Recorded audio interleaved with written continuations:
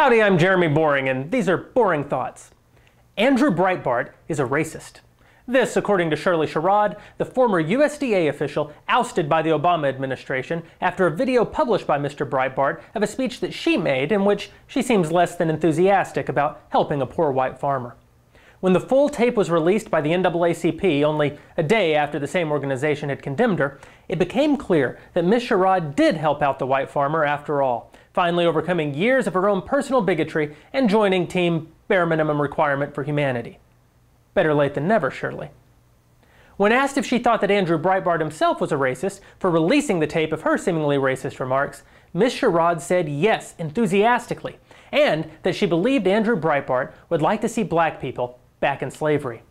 Now, I know Andrew Breitbart. I've written for his websites, and I've spent a fair amount of time with him in myriad social settings as well.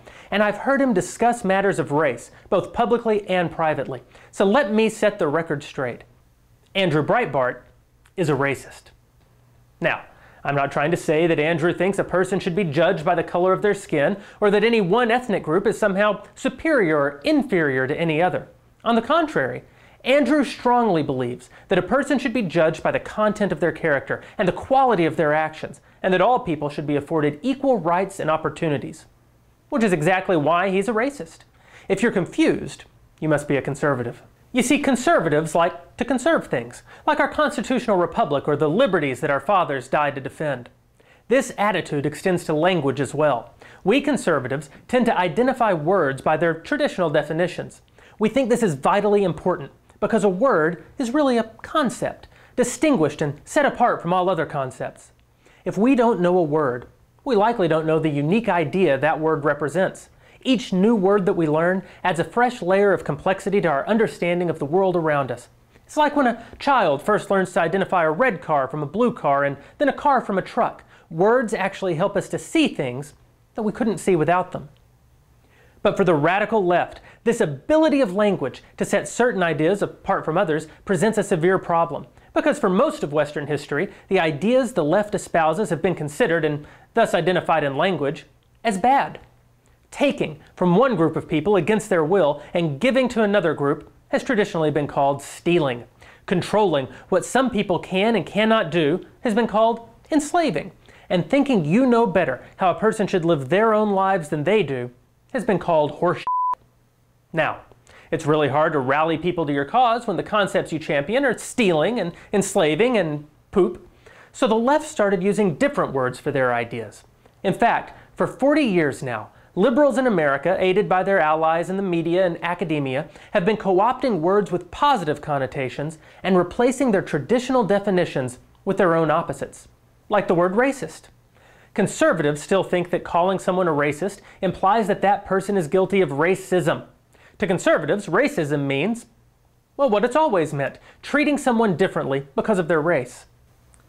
But the left specifically promotes policies that treat people differently because of their race. Policies like affirmative action that actually lower the standards for members of some racial communities below those of others. That this kind of law implies that members of those races are incapable of succeeding at the same level as people of other races makes them racist. But the left likes them anyway, because they foster division between voters and engender entire ethnic groups to their cause.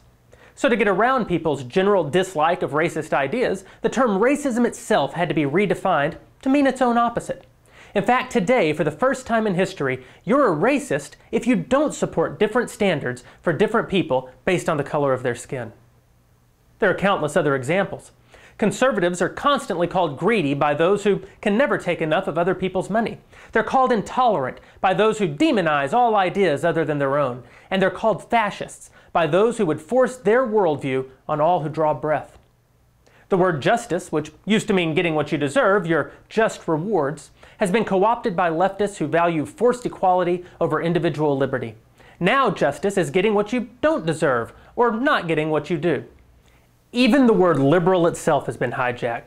Liberal used to mean favoring maximum individual liberty, and now it means them.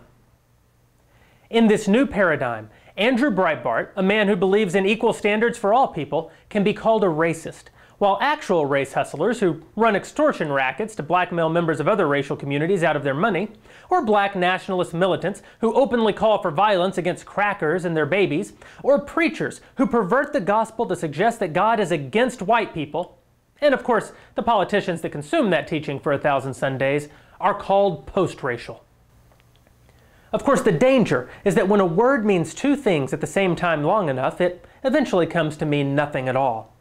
In George Orwell's dystopian classic 1984, the English socialists, big state central authority liberals who control everything, realized the problem with complex language.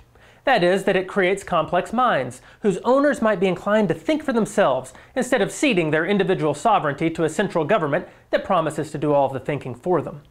The solution in the novel is to eliminate language itself through the exact methods the American left now employs. First, the ingsoc assigns to words their opposite meaning. Like when Big Brother's party slogan says, "War is peace, freedom is slavery, and ignorance is strength." If the word freedom and the word slavery are interchangeable, then the distinction between the concepts of freedom and slavery ceases to exist as well. Now, the slaves of the state no longer even desire freedom, because they think they already have it, in the form of their complete servitude. And of course, that's the leftists' endgame. By perverting language through the hijacking of words, or by limiting what a person can and cannot say through cultural pressure and hate speech legislation, the statist hopes to actually destroy the power of free people to even perceive the destruction of their freedom. So admit it proudly, conservatives. Like Andrew Breitbart, we're all racists. No amount of denying it or trying to prove our innocence through the overwhelming evidence that we support equal rights for people of all ethnicities has ever stopped the accusations before. Because in the new language of the left, that's what racism actually means. And then soon it won't mean anything at all.